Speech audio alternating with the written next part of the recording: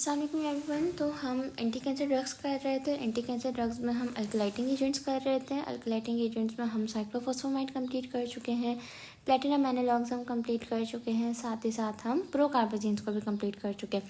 अब ये लास्ट आपका लेक्चर बनेगा, लास्ट पार्ट है वीडियो का, जिसमें हम सारे अल्कलाइटिंग एजेंट्स जो बचे हुए हैं उन्हें हम कंप्लीट कर लेंगे। और इतने छोटे छोटे हैं कि 5 मिनट भी नहीं लगेंगे और ये कवर हो जाएंगे। सबसे पहले हम बससल्फेन की बात करते हैं। देखिए, एंटी कैंसर ड्रग्स में किसी भी ड्रग का नाम अगर बस से शुरू हो रहा है तो आप समझ जाए कि वो आपके लंग्स में कोई ना कोई ख़राबी ज़रूर करेगी। और बससल्फेन आपकी पल्मोनरी फाइब्रोसिस करा देती है। तो मेन चीज़ आपको याद रखनी है, बस वाली ड्रग है, लाजमी लंग्स में ख़राबी कराएगी। और बससल्फेन कौन सी ख़राबी करा रही है? पल्मोनरी फाइब्रोसिस करा रही है। साथ साथ आपकी स्किन पिगमेंटेशन और एडेनिन इनसफिशिएंसी भी करा देती है, but not so important. Main आपको याद रखना है कि पल्मोनरी फाइब्रोसिस का टॉक्सिक इफेक्ट है। बससल्फेन का यूज़ क्या होगा? क्रोनिक माइलोजेनस न्यूक्लीमिया। ठीक है।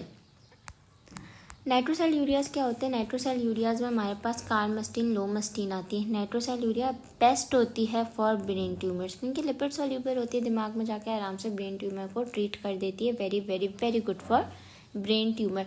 साथ ही साथ इसका एमसीक्यू ये आता है कि आपके डिलेड बोन मैरो सप्रेशन कराती है।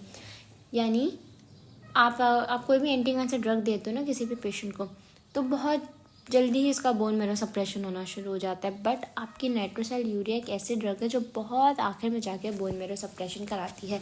तो आपसे पूछा जाता है एमसीक्यू में कि कौन सी ड्रग है जो डिलेड बोन मैरो सप्रेशन कराती है, तो आपको याद होना चाहिए कि इट इज़ नाइट्रोसेल यूरिया।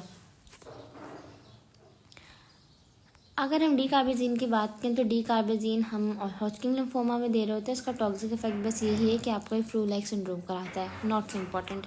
ठीक है। इसके अलावा अगर हम टीमोजोलामाइड और मेलफेलिन की बात करें तो टीमोजोलामाइड हमारी ड्रग ऑफ चॉइस होती है ग्लायोमा के लिए। ये हमारा सीएनएस का ट्यूमर होता है। साथ साथ जो मेलफेलिन होता है, एम से मेलफेलिन, एम से मल्टीपल माइलोमा, तो मेलफेलिन आपके मल्टीपल माइलोमा के लिए मेन ड्रग ऑफ चॉइस है। यहाँ पे हमारी अल्कलाइटिंग एजेंट्स पूरे कंप्लीट होते हैं। आई होप आपको चीज़ें कम समझ आई हो। अगर आपको कुछ भी नहीं समझ आया ना तो आप मुझसे बगैर किसी भी हेजिटेशन के पूछ सकते हैं। पेपर में कुछ गलत ना करें, सारी चीज़ें आपको सही से करनी चाहिए ताकि आपके आगे आसानी हो। ठीक है। और अगर आपको पढ़ाने का तरीका समझ ना आ रहा हो तो आप वो भी बता सकते हैं, हम तरीका चेंज कर देंगे। ठीक है। बट आपका पेपर अच्छा होना चाहिए।